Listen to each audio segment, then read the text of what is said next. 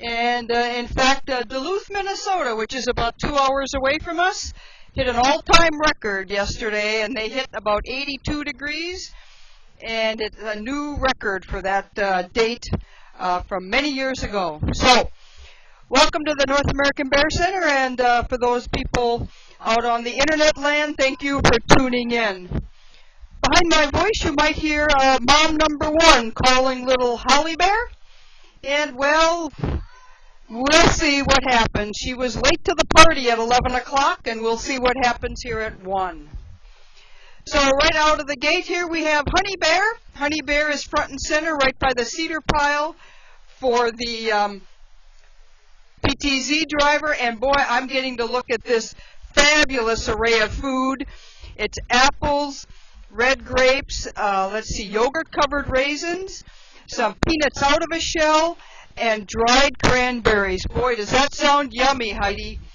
Yep, and I tell you, I'd eat most of that. The red grapes are really good. They're very sweet, the ones we got, and we've got some nice red apples. And Heidi's been in the kitchen there cutting some of that stuff up. And that is what is in the egg cartons. Because I know people see the egg cartons and they think, oh my gosh, are they giving them a dozen eggs? No, we're not. We keep the empty egg cartons, and we use them for enrichment opportunities.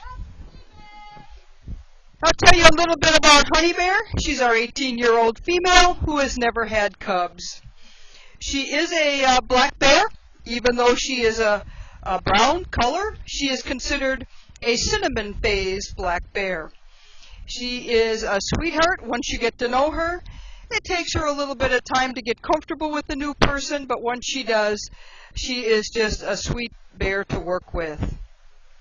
She is the oldest bear we have here at the Bear Center, and she was born in captivity, and she has never had to know the challenges that are out there in the wild for her. She is one of the bears here that likes to be by herself. As you may know, black bears are not a pack animal. They do tend to be by themselves in the woods, except for mothers with cubs. She also likes to swim in the pond all by herself.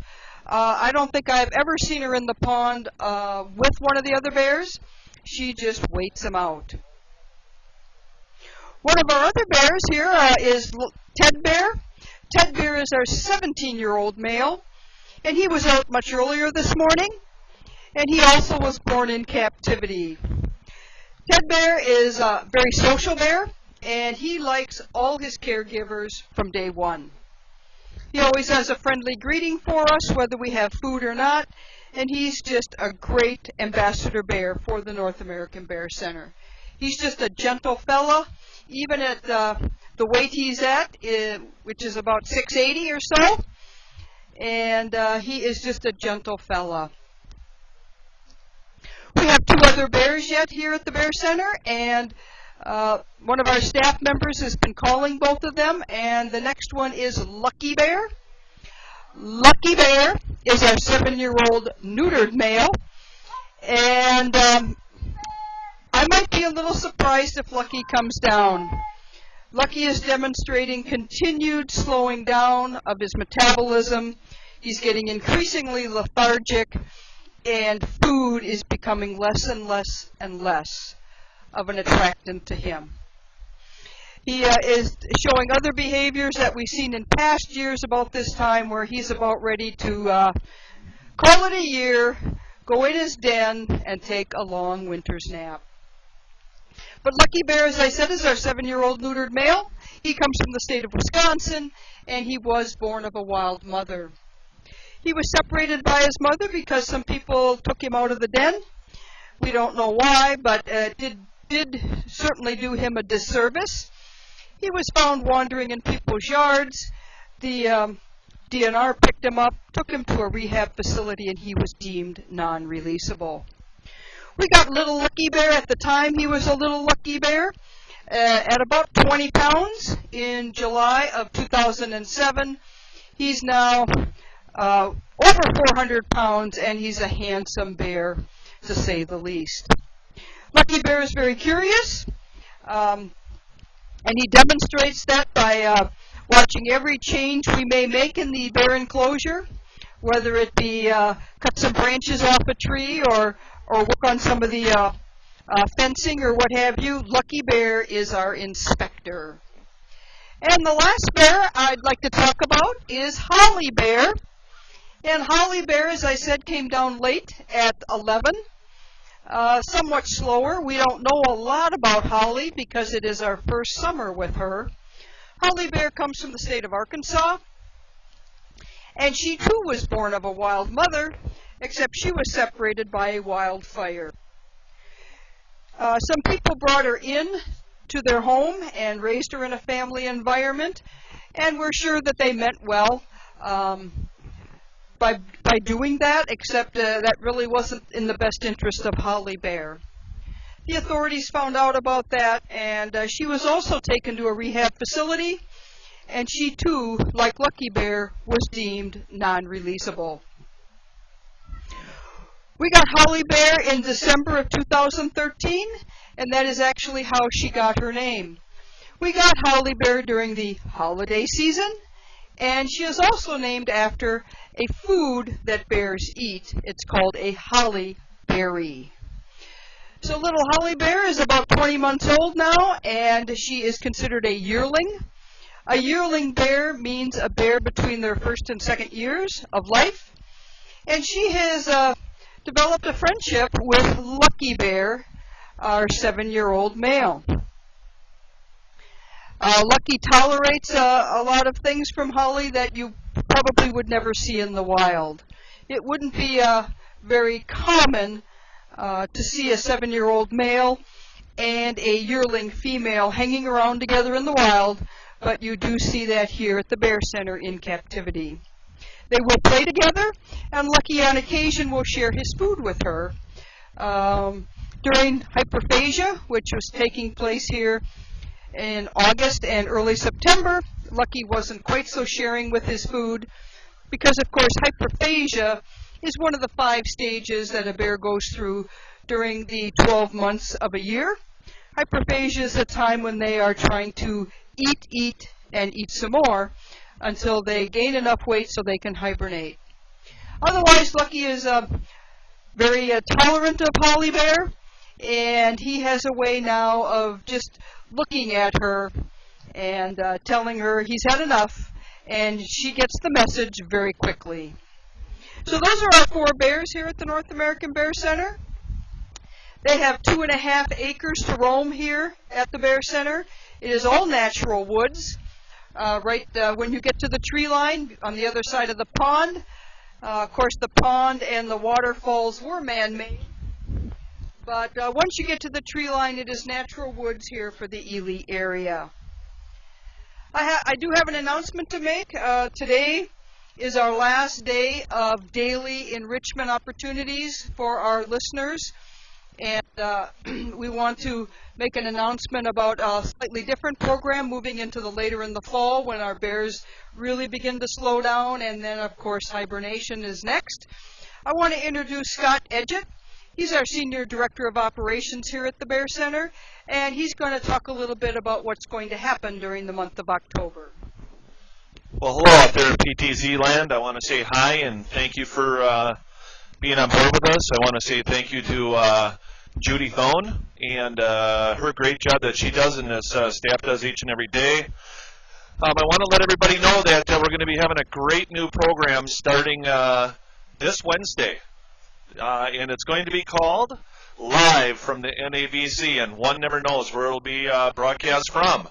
I could be out on the falls, in the pond. Hope not in the pond too early with the cold weather.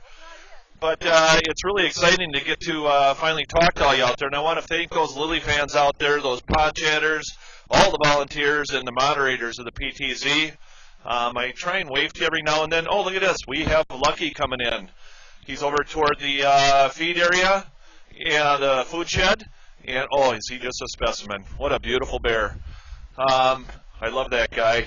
He slightly resembles my physique in many ways of how he's built. But take a look at him. He is a handsome bear. And, hey, up above here we got Holly coming now, too. Wow. I'd like to say it was me, but I don't think so. I'm thinking that it was probably Mom number 1 and Judy that were calling them down here. But take a look out there, and there they are. It's kind of fun being able to broadcast that.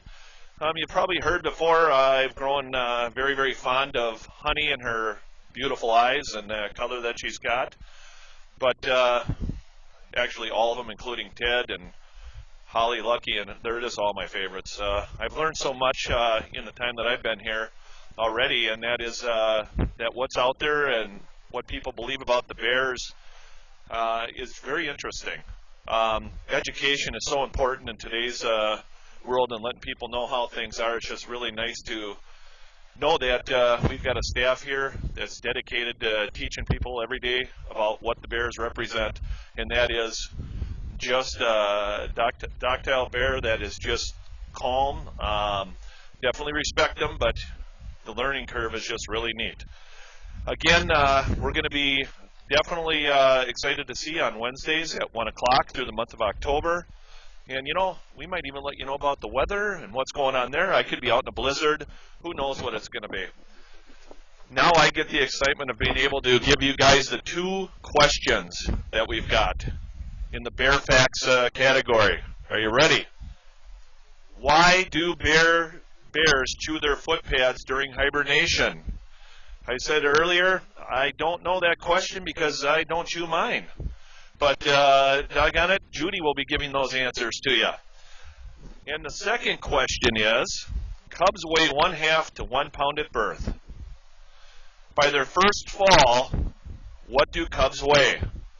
I know by fall I usually gain quite a bit of weight myself, but what do you think they would weigh by fall? And Judy is going to be giving us that answer right away. You don't have to wait for it this time.